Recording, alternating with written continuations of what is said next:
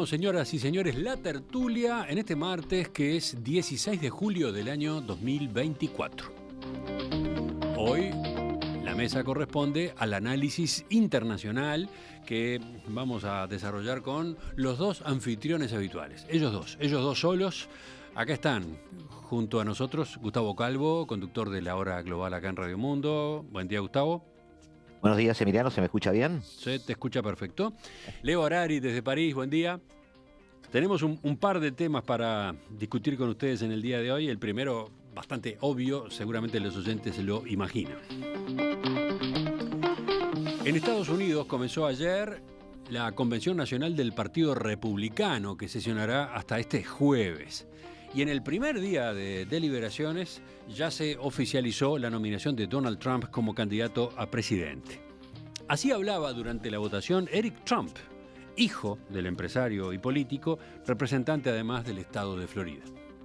On behalf of our entire family and on behalf of the 125 delegates in the unbelievable state of Florida, we hereby nominate every single one of them for the greatest president that's ever lived, and that's Donald J. Trump.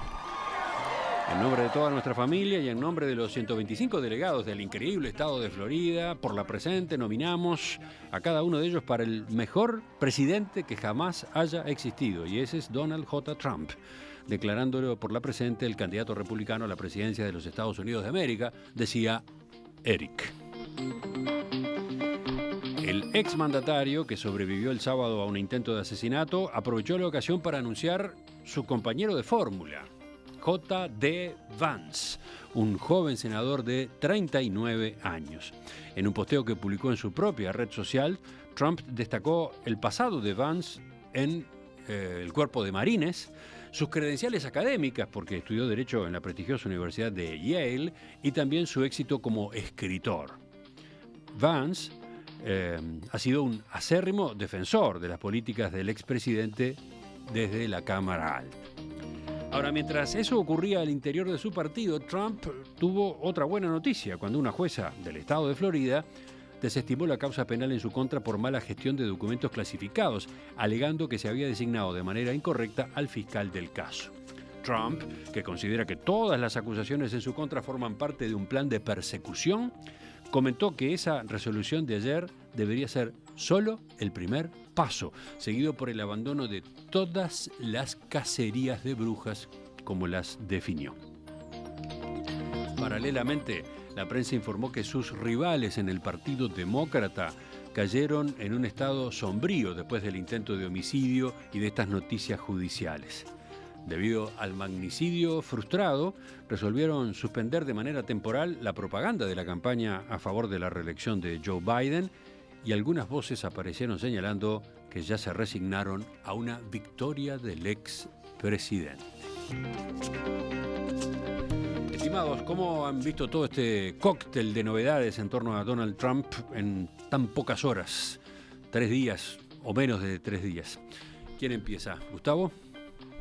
Sí, bueno, bastante, ¿cómo puedo decirlo? Bastante paradigmático todo lo que pasa. Todo lo que pasa fue un elemento bisagra en este tema. Yo estaba recordando que cuando Donald Trump fue llamado a su primera comparecencia ante un juzgado, yo estuve en una mesa allí con Romina y la televisión norteamericana mostraba la larga fila de vehículos del servicio secreto escoltándolo en una especie de caravana, parecía, no sé, alguien que hubiera salido campeón del mundo y que lo estaba recibiendo la gente, en su paso hacia el juzgado. Y al salir del juzgado, se mostraban personas con remeras donde aparecía la foto de Trump con barrotes, encarcelado, es decir, una apropiación marketinera de la victimización. En aquel momento le dije a Romina, bueno, Donald Trump acaba de empezar a ganar las internas. Ayer, cuando pasó esto, cuando estuve, digamos, recopilando estos temas, y antes de ayer de mañana también, estuve un poco con ese tipo de sensación, ¿no? Que es lo que tú acabas de decir un poquito. Es decir, Donald Trump de alguna manera dio un paso gigante para ganar las elecciones en noviembre. Eh, Aparentemente, este atentado no vamos a adelantar nada que no sepamos, es decir, lo que no sepa la gente, porque en realidad se sabe poco, pero parecería ser un lobo solitario, parecería que esto no fue un manejo del deep state, como se llama allá en Estados Unidos, es decir, de estado profundo, de algún tipo de personas que en la sombra se mueven para manejar ese tipo de cosas. Todavía no lo sabemos, pero aparentemente no sería así. Pero algo que pinta mucho a Trump y de hecho pinta también los resultados que después logra con ese tipo de cosas es que rodeado de agentes de servicio secreto, ensangrentado, la primera reacción fue la imagen del puño, ¿no? La poderosa imagen del puño gritando fight, fight, fight.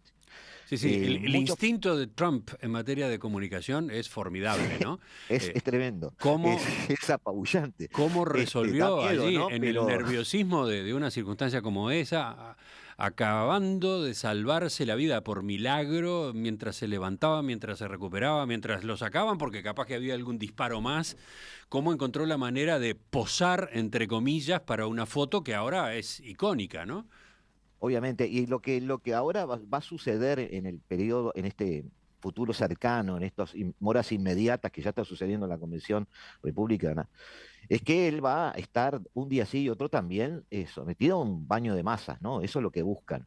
Me estaba acordando mucho de Bolsonaro cuando tuvo un atentado en su momento que tuvo consecuencias a su salud después, perdió en ese momento, no sé, mucho de su sangre, terminó ganando la elección. Ronald Reagan, hace muchos años, tuvo un atentado y al día siguiente del atentado había subido 22 puntos su grado de aceptación. Es decir, estas cosas en ese tipo de sociedad tienen un rédito electoral y no por eso tenemos que pensar que sean buscadas o no, pero evidentemente sí, sí, eso tiene un efecto. Tiene un efecto más teniendo en cuenta en qué etapa está. Él está en una etapa de eh, ofrecerse para la presidencia enfrentando a otro partido. Y uno tiene más remedio que también analizar el otro lado, es decir, ¿a quién tiene enfrente?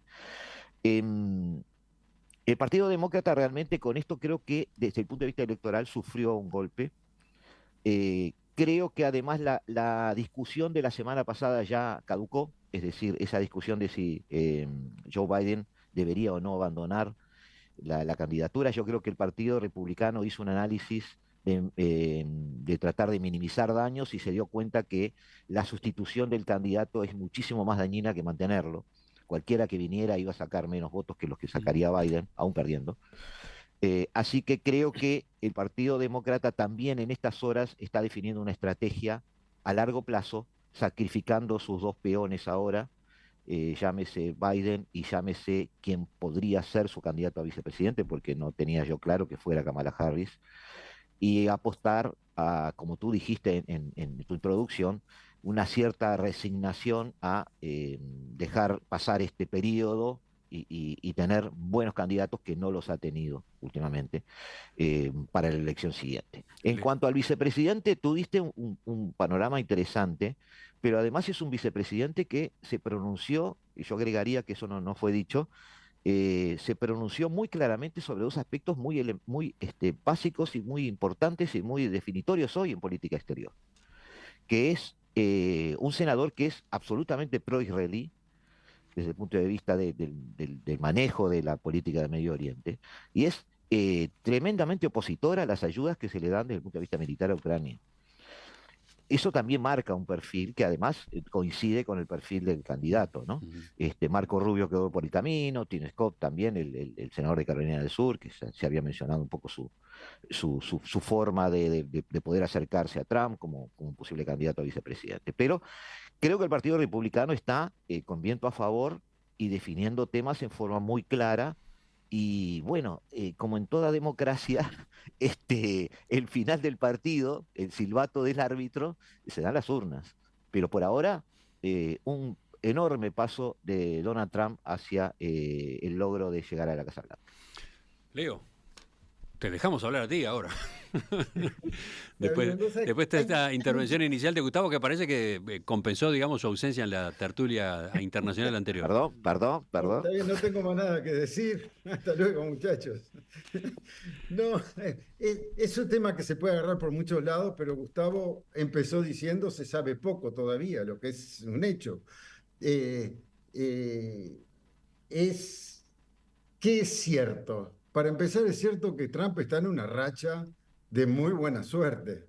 No cualquiera tiene una carambola tan compleja, bien ordenada. Eh, Uno que está siempre pensando en los grandes atractores de la historia y las tendencias y las fuerzas y qué sé yo, se da cuenta que a veces la historia se juega también por 2 o 3 milímetros. Hubiera tenido la oreja más grande y Ah, capaz que no seguramente. contaba el cuento. Es decir, Sí, sí, sí, y eso es no ha impactante ese cambiado. detalle, ¿no? Él mismo admite, señala que se salvó porque giró la cabeza levemente mirando una gráfica que estaba colocada justamente en la pantalla que acompañaba el escenario donde él estaba hablando, ¿no? Un mínimo Una giro cosa de hizo que milímetros. esa bala fuera a parar a su oreja, ¿no? Y sería otra tertulia la que tendríamos ahora, porque realmente estarían al borde de posibles disturbios mayores, ¿no? Ahora, ese es un punto sobre el cual se puede ver y después podemos especular como estamos especulando, pero también hay un montón de cosas que son difíciles de entender. Por ejemplo, yo me explico, puedo entender un pibe de 20 años que piensa que va a salvar a la humanidad pegándole un tiro a alguien que considera que es mentiroso, estafador, paranoico, psicópata, machista, y entonces él va a salvar la humanidad con un tiro.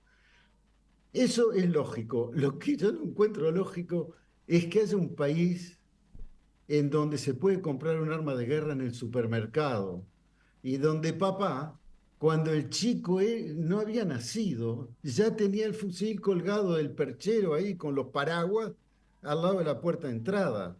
Hay más de 400 millones de armas personales, oía yo ayer en la televisión norteamericana, en las casas de la gente. Entonces, eso también es como una... Bueno, otra cosa que es difícil de entender será influencia de Netflix, no sé, pero uno tiene ese servicio secreto como algo que está en todos lados, son todos inteligentísimos, cubren todo, y cuando vos mirás la foto aérea del lugar, era el mejor lugar para poner un francotirador, es donde estaba este chiquilín que casi mata al presidente de los Estados Unidos. Ahí estaba en el techo, 150 metros, que no es para cualquiera ni es para cualquier arma. Es muy difícil pegar un balazo 150 metros de distancia y es muy difícil tener acceso a la R-15, que es un fusil desarrollado sobre todo en la época de Vietnam con características especiales, una de las cuales es que puede tirar muchas balas en muy poco tiempo. Mm. Entonces, A- esas son cosas que dejan pensando también. Ayer el Y secretario de Seguridad Nacional, Alejandro Mayorkas, reconoció que el intento de asesinato contra Donald Trump fue un fallo de seguridad que no puede volver a suceder. sí, no, hasta que maten a alguno. Decir que tiene antecedentes históricos, ¿no? Porque hubo Abraham Lincoln, Garfield, McKinsey, Kennedy, Intel. Los dos Kennedy. El otro, claro, otro, no, pues estamos con los presidentes, pero si Sí, sí. bajamos un escalón Sí, sí. y un Sí, sí, botón claro. más, y los casi muertos, como Reagan. Hay mucha violencia en esta política. Es interesante que tanto Biden como él estaban de acuerdo con bajar la temperatura.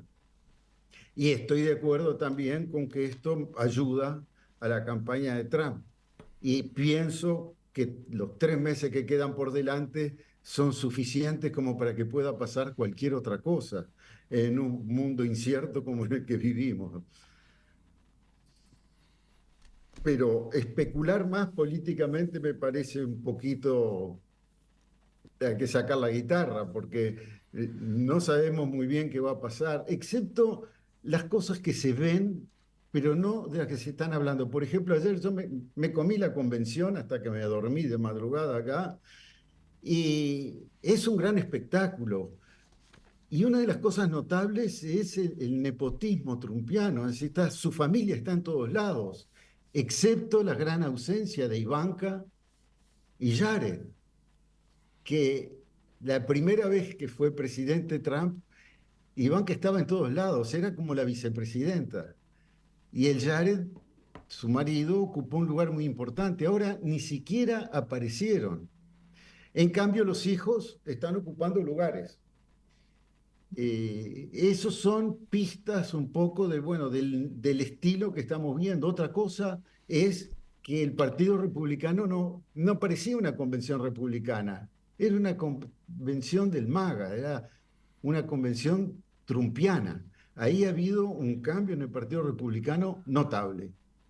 La metamorfosis que pasó el Partido Republicano por la acción de sus militantes trumpianos es notable, es históricamente trascendente, es lo que el Partido Demócrata no pudo hacer, que quedó en sus divisiones y su, por ahora, incierto futuro. Da para análisis más profundo, sin duda, el nombre del candidato a vicepresidente, este que yo mencioné hace un rato, este que ya merecía algunos apuntes de ustedes. Tiene 39 años, con lo cual el primer dato a incorporar acá es la baja que se produce en el promedio de edad de la fórmula presidencial, ¿no? Un candidato de 78 con uno de 39, 58 años de promedio, ¿no? Allí hay evidentemente uno de los objetivos, pero está también justamente el objetivo de la renovación, el objetivo de la continuidad del trumpismo, del MAGA. Está la particularidad de que es un senador debutante, tiene un año y algo, ocupando una banca en la Cámara Alta, y tiene un pasado anti-trumpista, anti-Trump, sí, ¿no? Supo ser un detractor de quien hoy es su líder máximo, de quien hoy es su referencia, porque se ha convertido en el Parlamento él en un vocero, en un gran defensor de las causas y de las consignas de Trump, ¿no? Una personalidad que hay que desentrañar todavía. A mí me parece un tipo interesante.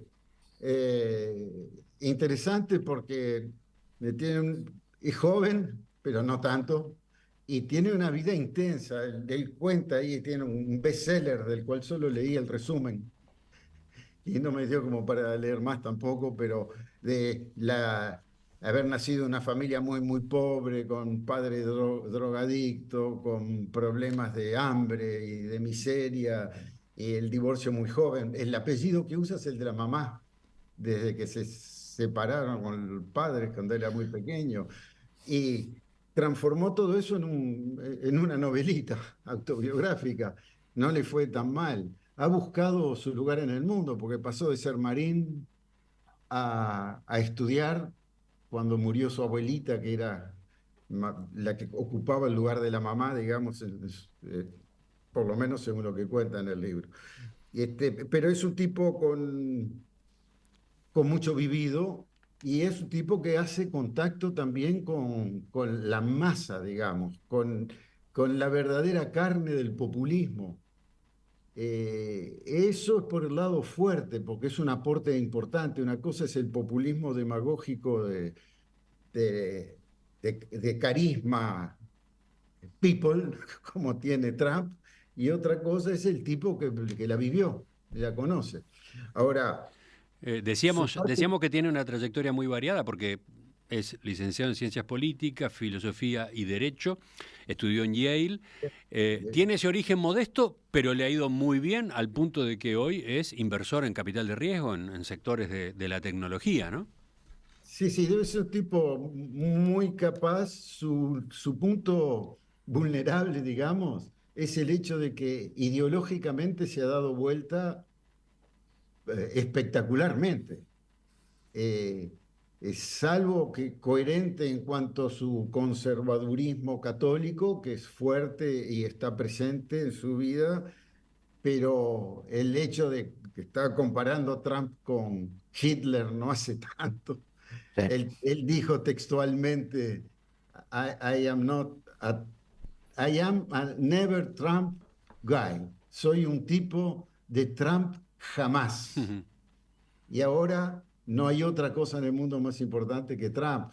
Entonces, bueno, todo el mundo tiene derecho a cambiar de opinión. Puede ser que la cambie de nuevo también. Gustavo. Sí, no, varias cosas. En primer lugar, lo que refería Leo al tema de la compra de armas. A mí ayer me me impresionó ver una entrevista a una compañera de clase de él que, bueno, que decía que no era un chico muy popular, era retraído.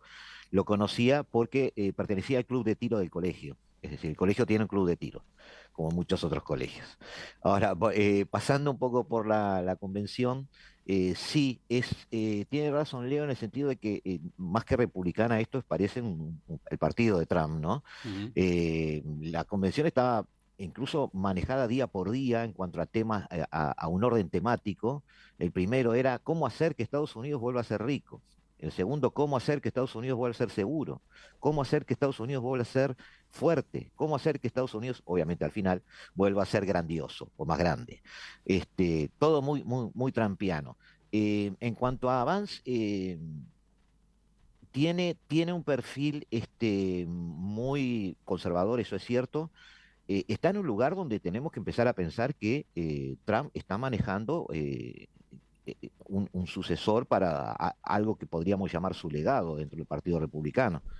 Así que realmente el lugar donde llegó Vance a futuro tiene un capital político muy importante. Obviamente quizás tenga después va a seguir ahí Marco Rubio, va a seguir algunos otros senadores manejando sus propios liderazgos dentro del Partido Republicano. Pero Vance se ubicó en un lugar de la noche a la mañana, digamos, más que delfín, sí, digamos, como de conductor de las generaciones que vienen, incluso por su edad. Sí, sí. Algo que sí Es no podemos. impresionante esa edad, ¿no? Hay que Sí, sí, revisar sí, sí. cuántos antecedentes Sí, tenemos de candidatos a vice con esa edad en Estados Unidos. es interesante verlo sobre lo que sí podemos un poco especular, que es el hecho de toda esta movida que ha estado teniendo Trump en estos últimos 20, 25 meses en cuanto a conformar una especie de internacional de la derecha, si se le podría llamar de esa manera, que mucha gente está, digamos, empezando a interpretar como una especie de movida internacional para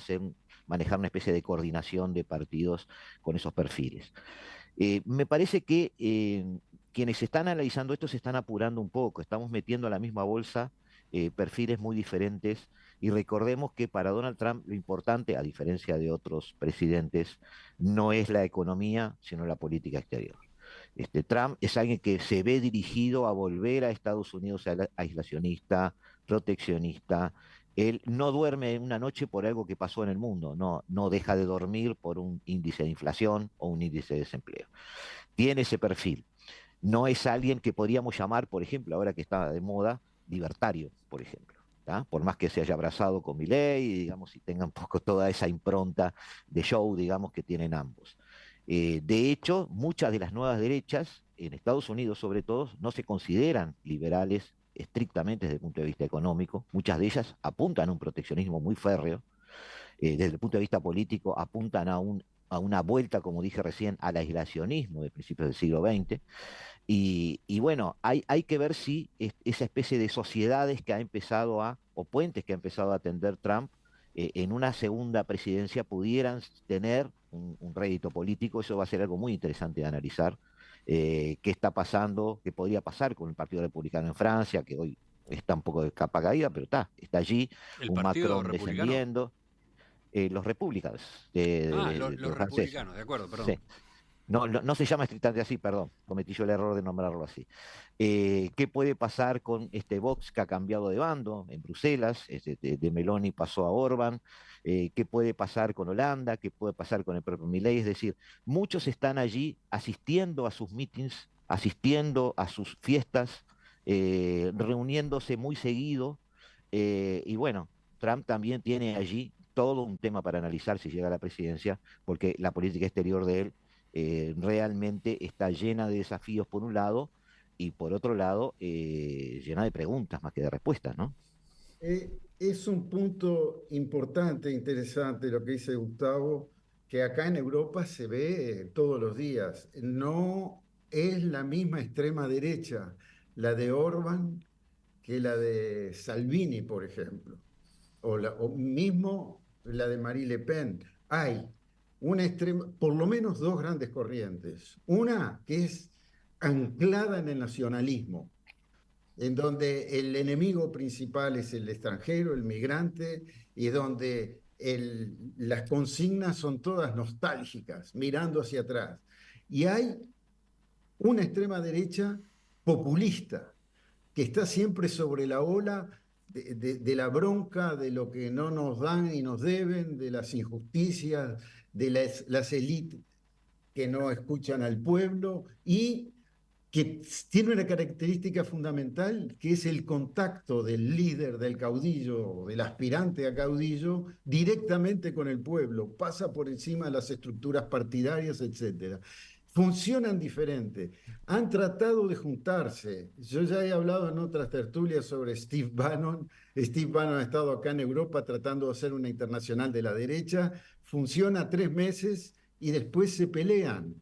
Y en estos momentos, en la configuración del Parlamento Europeo, que es un poco el antecedente de todos los líos que están pasando acá en Europa ahora, han habido reacomodos que están todavía en curso y que van a terminar al fin del verano del norte. Hay corrientes diferentes de la derecha. Y eso es, cuando llegue el momento de analizarlo, es interesante porque muestra bifurcaciones posibles de la historia, ¿no? Pero eso es un punto importante. No son lo mismo todas las extremas derechas. Hay una conciencia de internacionalización de la derecha, pero no es lo mismo para los ultranacionalistas que los extremistas de derecha populista. Son dos cuentos diferentes. Antes de ir cerrando este abordaje en la mesa internacional de hoy, un par de mensajes que llegan desde la audiencia. Hay observaciones, ajustes de la información con respecto a armamento. Dice Leonardo, el AR-15 es el fusil más vendido en Estados Unidos. Con él es muy fácil acertar a un cuerpo humano a 150 metros, dice, discrepando con lo que planteaba hace un rato Leo. Y por más credenciales señala, soy tirador y cualquier cosa les explico. O sea, tenemos a Leonardo a la orden para aclarar este tema con respecto a esta arma. Tengo otro mensaje en una línea parecida. Dice, no importa la cadencia de tiro porque el AR-15 es un semiautomático, es decir, dispara tiro a tiro. Por ese motivo es de venta libre en Estados Unidos, señala este otro oyente que es Pablo. Sí, también está en venta libre los aparatitos que te permiten semi-automatizar y transformarlo en el origen. Ya no voy a entrar en los problemas técnicos ni de tiro porque es la mesa internacional, no es la mesa de los cazadores, pero hay que tirar a la cabeza a 150 metros y tocarle la oreja, no está mal. Estaba en el club de tiro el pibe en el liceo. Como todo buen liceo norteamericano, tiene que tener un club de tiro. Si no, ¿cómo preparamos a los futuros magnicidas? Y otro dato para agregar a este cuadro, Elon Musk dijo que planea destinar cerca de $45 millones mensuales para respaldar la campaña de Donald Trump a la presidencia de Estados Unidos. ¿Tenían este dato? No, pero el lobby de inversores en la política norteamericana, digamos, es algo aceptado, valorado y festejado. Con Biden incluso las noticias de los últimos 10 días justamente eran a la inversa, los inversores que se estaban bajando de sus inversiones, pero con esos datos cuando te decían lo que estaban dejando de aportar te estabas dando cuenta de todo lo que se estaba moviendo, ¿no? George Clooney incluso salió a hablar de que iba a dejar de invertir en Biden, esas fueron sus palabras, y hablaba de cientos de millones.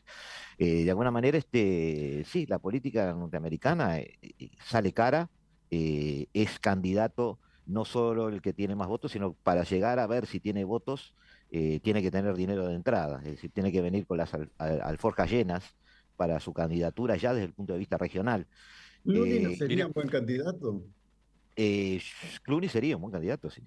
Sí, sí, realmente. Pero ese tema que la política norteamericana, otra vez, volvemos al análisis que hacemos a veces de la política nuestra, es muy difícil. El manejo interno de las relaciones entre los políticos es muy difícil. Muchas veces no basta con el carisma.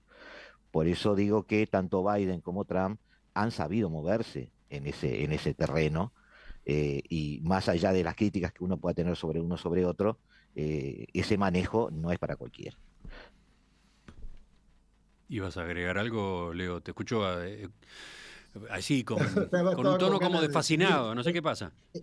el debate armamentista con nuestro oyente Leonardo, pero me parece fuera de lugar. Está bien la observación, la observación. Lo que estaba pensando, lo grave es que se vendan tantos, no si tira muchas balas o pocas balas, o si es difícil invocarle o no. Son muchas armas y todas de calidad Mirá, suficiente otro como para mensaje matar. complementario. El AR-15, dice otro oyente, es el preferido de los, entre comillas, liceales loquitos que 2x3 hacen lo que hacen. O sea, sí, esos ataques a balazos, por ejemplo, en instituciones educativas de Estados Unidos, ¿no? Sí, por eso digo, no, justamente quería entrar porque da también para muchas cosas. No, no, es una situación interesantísima, yo encuentro, porque se juntan cuestiones que son producto de la voluntad y la conciencia política de grandes fuerzas con gran experiencia y después el azar, lo que puede o no puede pasar. Y los niveles de incertidumbre que estamos viviendo son mayores de lo que estamos viviendo en los últimos, desde la Segunda Guerra Mundial. Hay guerras más fuertes. Ayer un analista americano decía, estamos viviendo tres graves guerras. Rusia con Ucrania, Israel con Palestina y Estados Unidos consigo mismo. Eh, Eso, otra manera de pescarlo. ¿Hacia dónde van a llegar todo eso? A mí me encantaría una fórmula con George Clooney y Taylor Swift. Más bien ella de presidente es más linda que él, y a él de vice para darle respetabilidad. Imagínate quién los para. Creo que este es un Creo que buen momento para ir poniendo punto final al tema.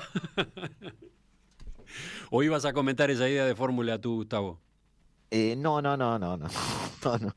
No, a ver, Clooney, digamos, no, es un actor político. Está más allá de su profesión o oficio. Se hablaba también de Michelle Obama en estos días, apostando más al carisma, lo cual también preocupa, ¿no? Cuando se habla de sustitutos de alguien y que los candidatos sean alguien que surge porque es parte del show business o tiene determinado carisma, uno empieza a preguntarse si alguien se preguntó por el contenido en algún momento de la elección. Es Sí, preocupante. Sobre el tema histórico, sobre la circunstancia histórica que apuntaba Leo, sí, Rusia está en realidad en guerra con la OTAN, Israel en realidad está en guerra con Irán, y Estados Unidos está por primera vez en la historia, bueno, no es así, no por primera vez en la historia, por primera vez en los últimos siglos, vamos a decirlo como corresponde, eh, analizando su destino y de eso no depende tanto el destino del mundo, aunque no lo queramos creer, pero lo podemos ver ahora en el segundo tema. Y bueno, son cambios de época, que también son épocas de cambio, ¿no? Ya seguimos.